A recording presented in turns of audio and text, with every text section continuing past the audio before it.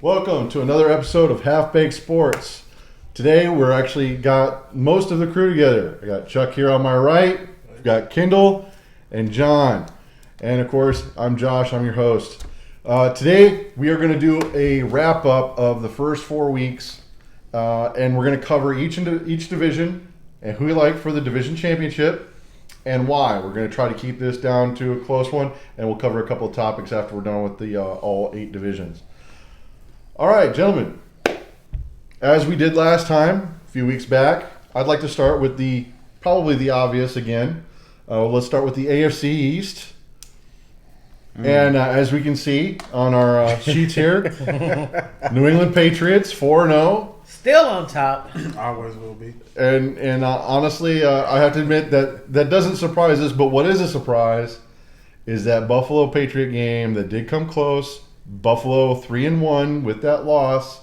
That I have to admit, what Buffalo's got going on, I don't know if they can get enough offense to beat New England, but I'm thinking, what do you guys think? Potential wild card spot, maybe?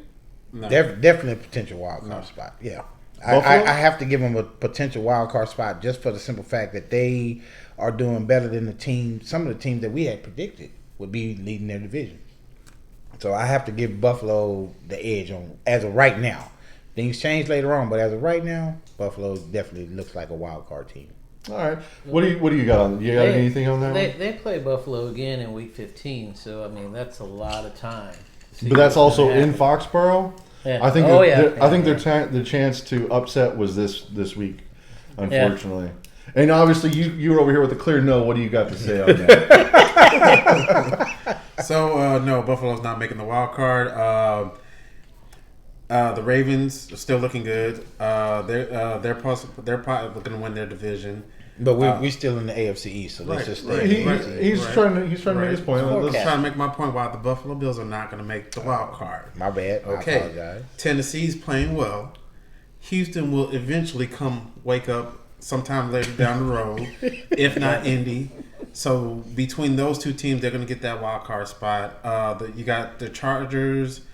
You got too many teams that are better than Buffalo because Buffalo's solid. It's just defense because the offense didn't do anything. They had opportunities to score points on the board and they didn't. I have to agree. This one was a close one for me because when you see the first 3 games, you're like, wow, what is this Buffalo? And then the fact that they were within 1 score of Patriots and they had a chance, but they can't move the ball. Right. So defensive battle definitely. But if you take a look at who they had, Buffalo, Week 1, Jets. Week 2, a struggling Giants. And Week 3, Cincinnati. So with those 3 teams, this was their chance to shine, and they did. I think they did. Mm-hmm. But obviously they have a lot more to prove down the stretch here. But definitely, I think Buffalo is a team to keep an eye on. And as the season progresses, plus we can always recap when we're at Week 9 or after Week 9 when we do our half season update. But the only thing I would say about that, the difference is whether their schedule is what it is, they held the Patriots under 20 points. But that has a lot. That says a lot. If you watch what their counterparts in Chicago is doing, the defenses are playing great. The offenses are struggling, and they're holding these teams, and they're both 3-1. So you can't just automatically write them off saying these other teams are eventually going to be better. The reason I'm writing them off is because the history in our division. First of all, the Jets, the Bills, and the Dolphins always have a good defense against New England. New England always struggles in no games. They always have low-scoring games. They had never only one time in Tom Brady's history blown out the Bills, which was Randy Moss in the snow in New England. That's the only game. Everybody else, they struggled. Remember when Mark Sanchez was the quarterback? Mm-hmm. Beat the Patriots twice. Defense. But always remember, you're talking about the past. It's the present. Right. So and you have to. Nothing's changed. The Bills had a good defense. Last year they had a good defense. I think we've already covered this, and I have to agree. Now, they don't really have an impressive stat with the 3 teams that they beat prior to New England. New England was definitely a good test. I think that, can we write them off completely? No. I would say no, and I would agree. Even though I get it, the AFC has got some stacked talent. But I'm on the fence of let's see what they got down the stretch. Yeah. We'll definitely reconvene this topic after Week 9. I think Week 9 we'll see a difference. really Yeah. do. I think so too. All right, so other than that, there's really nothing new to really talk there. Obviously, Jets imploded, QB problems. And the Miami Dolphins. It gave doesn't even away look like everybody. They look like a JV college team. So So for the AFC to close it out, what do you guys think? Is the Miami Dolphins going to go 0-16? No. They'll get a couple wins. No, this if season. anybody's going to Maybe go if 0-16, it's going to be them and the Redskins. Both teams will go 0-16. Well, and of course they do have Jets twice on their schedule. And the Jets will get their wins from I Miami. don't Well, see Jets any- at least get their QB back here Yeah. in a couple more weeks when Yeah. he's done with the mono. Well, they'll have a chance at Washington. Washington. Washington's imploded, but I think it depends on who they start that week in week 6. If they start McCoy, they have a chance. I don't know if Haskins is ready or not. Well, okay, so We can get to Haskins then when we get over that Yeah. way. looking at the Miami schedule, they play Washington, which it could be a possible win. They played the Jets, which would be a possible win. And the Jets and the Giants again, and Cincy. at the Well, end. Giants have been playing better with their With Daniel Jones. But they had Cincy at the end of the year. That's true, and I since he still is think not playing I think good it still either. think Cincy better than Miami though. I do too, but I can't obviously, get it. but see, I thought that Cincy and Pittsburgh were going to be more evenly matched than they were too. So, Yeah. I mean, Yeah, well. that was, but this is the first 4 weeks, and as we've all agreed when we talked earlier, the first 4 weeks is basically finding out who the teams are. This is where the teams start to solidify, and then after week 8, they start separating from the herd, and we'll see who a clear defender is. Yeah. All right, next on the list. AFC North. Who do we have? Let's go ahead and start over here with you, John. Who do you have for the AFC North division I leader? believe Baltimore Ravens are going to right the ship and take the whole division. Hands down, no close calls, no nothing. They're going to wind up, I think, probably 11-5, win the division, be third seed in the playoffs. Okay. I don't know. I think 11-5 might be a little bit much, but You're I a mean, gambling man. I think it's pretty close though. But no, I mean, outside of this last game, where I don't think they took the Cleveland Browns serious enough, because one, and as I've seen throughout my years, you cannot take a division opponent lightly. I remember when San Diego was just top of their game, always dominant, and then what they do, they would go into Oakland and lose. Yep. Go into Denver and lose. I mean, you can never take a division opponent Go into Kansas lightly. City and lose. Yeah, even when before Kansas City was good. Yeah. So I have to agree. Ravens can right the ship. This game with the Cleveland Browns, where they hit them in the mouth, I think is a tale of who the Browns can be. Mm-hmm. But as we've learned in the league, it's can you sustain? Mm-hmm. And so I think for me, I think the Browns are definitely a team to watch. Yeah. But I'm not going to get too excited until week 9 or 10. Yeah. I have to agree with that. Baker Mayfield, while he's dynamic when he plays, when he's on, he's still half and half to me. You don't know what you're getting game to game.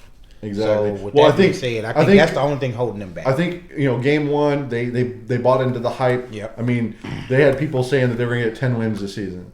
So I think that first game they got hit in the mouth by the Titans, who have definitely proven that they are not they're not trash. They're here to play. So that one shocked them, and so now that they're Cleveland righted the ship, got that first win against the Jets. But I mean, come on, that was a close game with the Rams too. Yeah, but the Rams are not the Rams that we were used to last year. No, they're not. They're definitely not. But so, when we go back down to, like you said, Miami, will they be the 0-16? Well, when you look at Cincinnati, you pretty much the same shit. Even though you got a better quarterback and better running backs and better players, you still playing like a JV team. Well, I think the difference between that is when you take a look at the AFC North, you have 3 decent teams if Pittsburgh rights the ship. Yeah. 3 decent teams that are going to dominate potentially your division. So Cincinnati's automatically going to be falling to the bottom here. So you think they might start playing for drafts, place in the draft? Because it has happened. Nobody want to say it, but it does happen. Exactly, and that would be a tragedy, and I would definitely call them out first chance I get if I see them slacking. But that's definitely. I mean, we've already seen the implosion on Washington Redskins, and to me, that's the best talented team. I mean, that's 0-4 right now. I think they have the talent to win. You still have a AP over there, and he's still running over people. Yet you can't get this passing game right. No, it seems like you can't get anybody to play. I'd defense. like to put some of the blame on Case Keenum. I think he's trying to do too much to try to prove himself. I mean, take a look. This kid has gone from everywhere. He's gone from Houston, right? Went as a backup to the Rams before they moved. Then was over in what? Was it Denver or Washington? Washington. No, he was in Minnesota. Minnesota, then Denver. Then Denver. Now Washington. And now Washington. And the thing about him is, everywhere he's gone, when he's got a chance to play, he played well until now. Now you're running the team, and you came off the bench as a backup, you wowed everybody.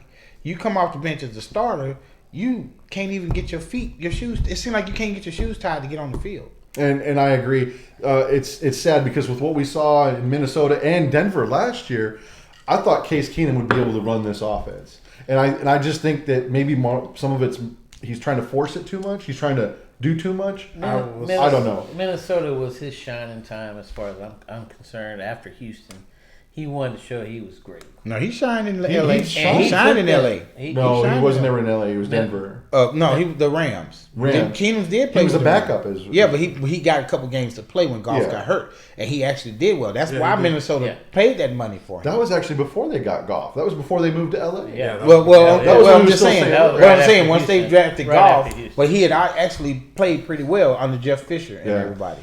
But that's why that name. He's from Houston too. So yeah, well. But anyway, I think we kind of got a little off track there. AFC so North. You said Baltimore. I'd say Baltimore. I'm gonna agree. I'm gonna go Baltimore. I just don't see Cleveland or Pittsburgh winning enough rounds. Who do you got? Baltimore, and I agree with his record, 11-5. I just don't see Cleveland. I don't see Cleveland and Pittsburgh catching up because of their schedule. Okay, they have a lot. They have a lot of. I can win. That they have a lot of teams they can beat. Okay. And as much as I would love to break down the remaining schedule, I think we should wait until halfway season. Yeah. That way, it's less time and we don't have to. AFC North, I'm undecided. Undecided. We got good teams here. I'm an old Cleveland Browns fan for sure. Look at what they did a few seasons back. They had a winless season. Yeah. And now look what they did. They rebuilt last season. Now look what they're doing. They're 2-2 for the season currently. Pittsburgh, I'm a little hurt, a little bothered by it, but that's okay. Then Roethlisberger's out. But let's just see what happens. What they did this past week, they really did make an overcome. So now they're on the board for a winning. Bengals, I don't know what's up with them. I'm just kind of on the fence right now when it comes to AFC North. I just think that the Bengals are running into better defenses, unfortunately. If you take a look at who they played. Cincinnati was at Seattle, which they almost won. That was 21-20. Mm-hmm. Week 2 was San Francisco, and we've seen what San Francisco's done. We'll get to them when we get to that division. And then they played Buffalo. So 3 tough defenses right off the bat, and then going into Pittsburgh. I mean, I expected a better fight from Cincinnati. Mm-hmm. I did, but you can see Pittsburgh. It was a home game, Monday Night Football. They came to shine, and they did. Mm-hmm. Can Cincinnati right the ship? I don't know if they're going to be able to get enough wins to even make a playoff, but I think they're going to get a couple of wins down the stretch. They're not going to bail. Not with Dalton. No, not with Dalton. They're going to find a way to fix some of this. He's Houston, so yeah. He's Texas man. Well, we come to our favorite one of all time, AFC South. Oh yeah. I want to take this one because this one's got me perplexed. This is a division that is tied 2-2 all the way all down. 4 teams. Yep. I have to say, when I take a look at some of these wins and when I take a look at how they win, my assessment is Houston can take it, the division. I think they can. The question is will they? I think it's going to come down to 2 things. One, can they keep Deshaun Watson healthy for all 16 games? Number 2 is, and I think you guys are going to agree with this, Bill O'Brien's play calling. Sometimes he gets way too conservative, and I almost think that that's what cost him against Carolina. Yeah. So, thoughts? I'm going to go with you here, Chuck. What do you got? Okay, so the Houston's not winning this division. already off. Hey, Bill O'Brien? Yes. No. Y'all not winning this division. No. The number one reason why is O'Brien, the elephant in the room, let's call it. Even if the O-line could protect Watson, even if the defense plays stellar, O'Brien's going to find a way. It's in his contract somewhere that he's going to find to lose.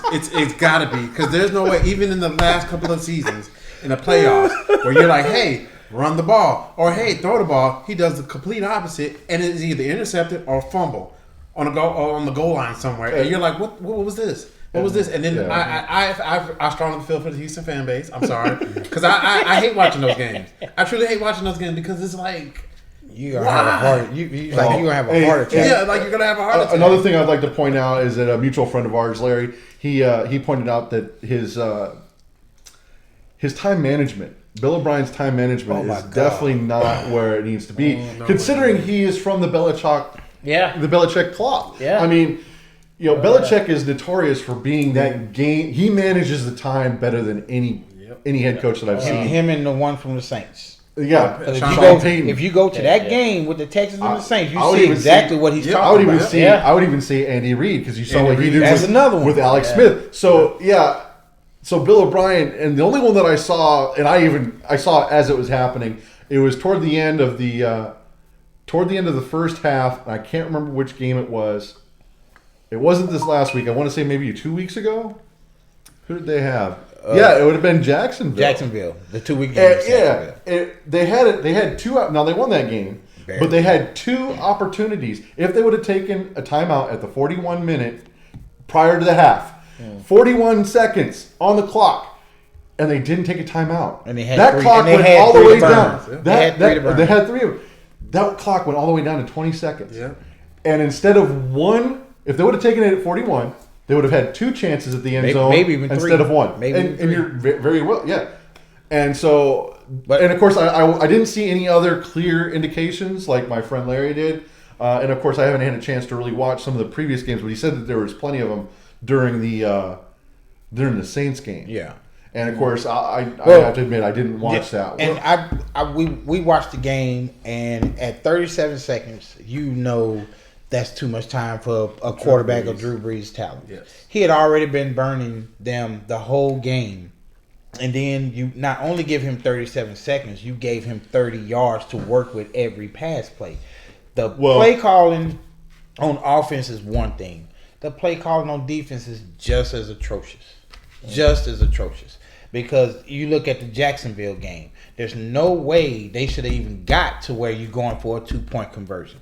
You look at the Chargers game, you had to come from behind because obviously you were doing something and I think that was just the will of Watson.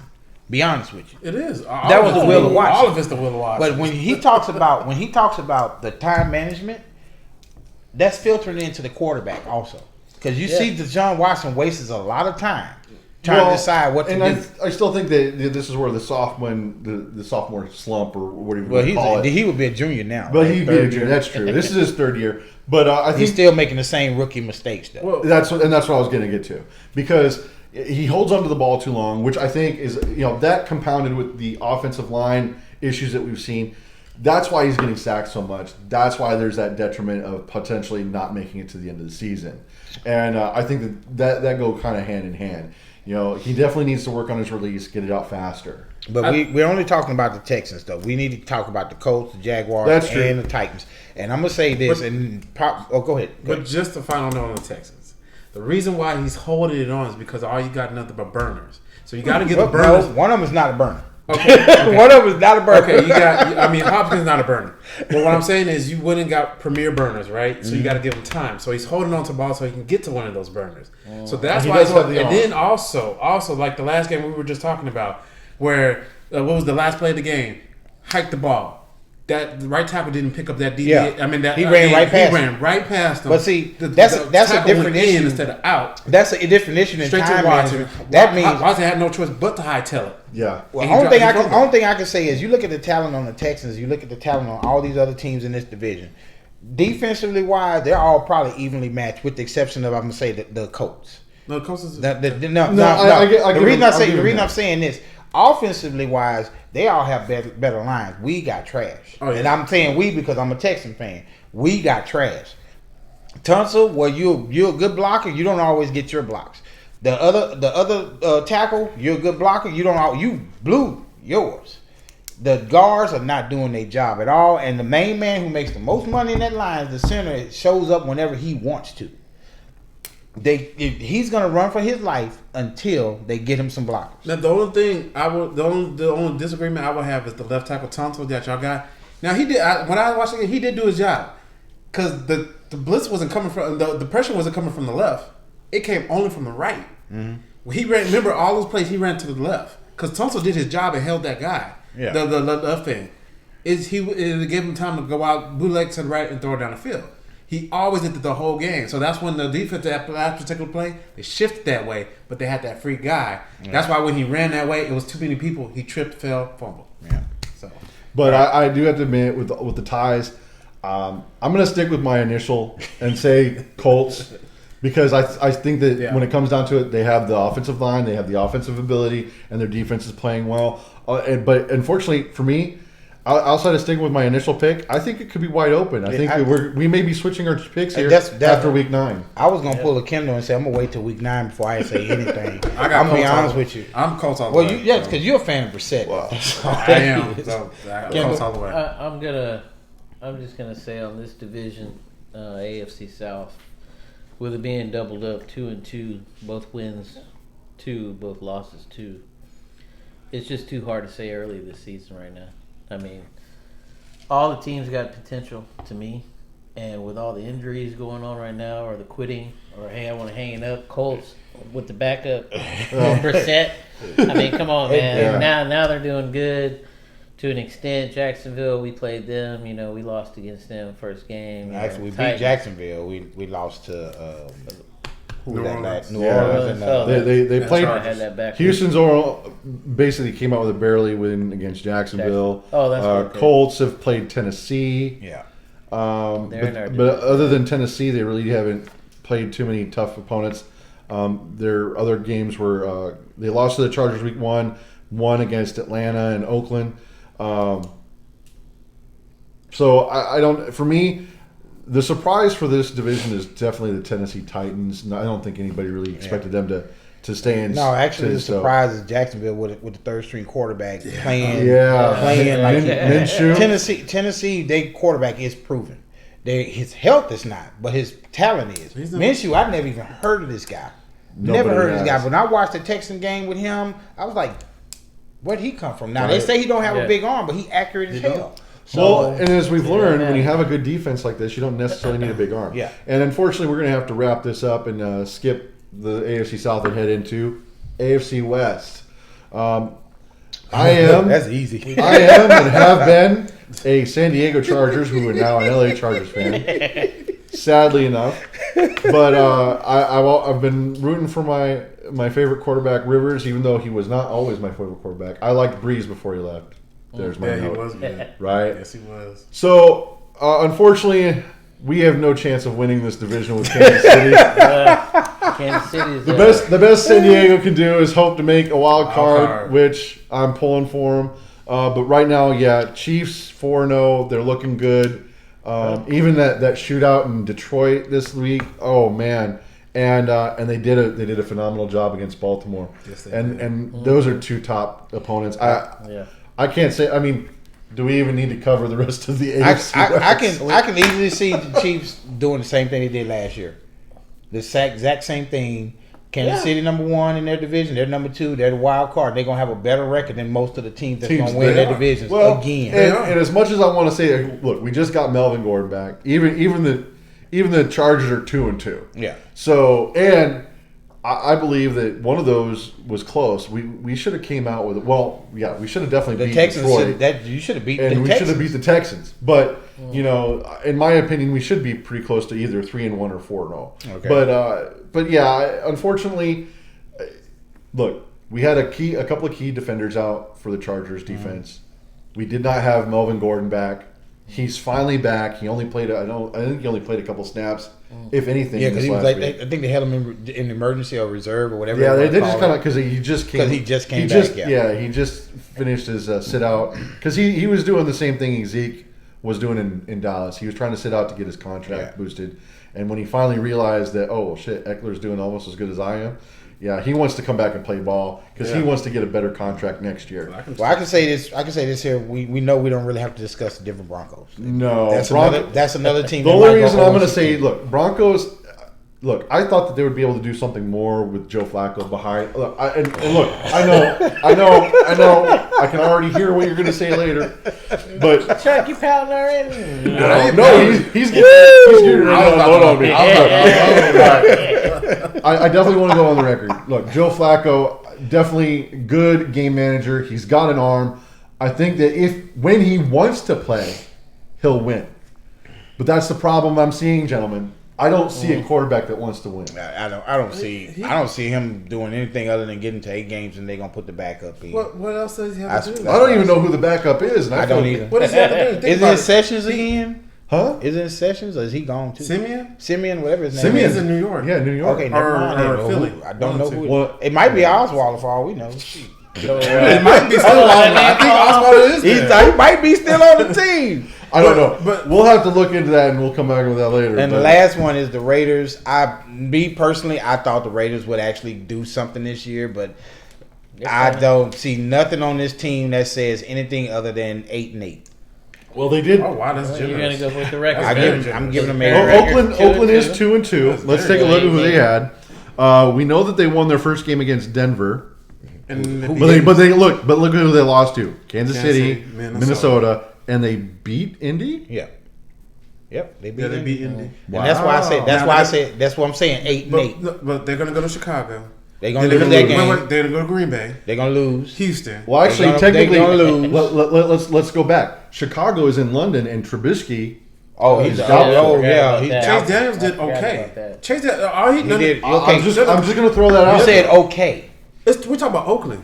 Oakland, even when they had Khalil Mack, was crappy on defense. They had Khalil Mack for like 3 weeks. And they had Khalil Mack. And I think he was gone as soon as he got on the team. They had Khalil Mack, and then they had, Bruce Irvin at the same time, and still did nothing. Khalil Mack actually played a game with the Raiders. I do not remember that. He was on the team for 2 years. Yeah. I do not remember that. He was on the team for 2 years. I remember he was drafted and he was the reason why is because they did nothing. All right, so that's going to wrap up for the AFC. I'm going to do a quick stop here, and we're going to restart it. And we're going to cover the NFC.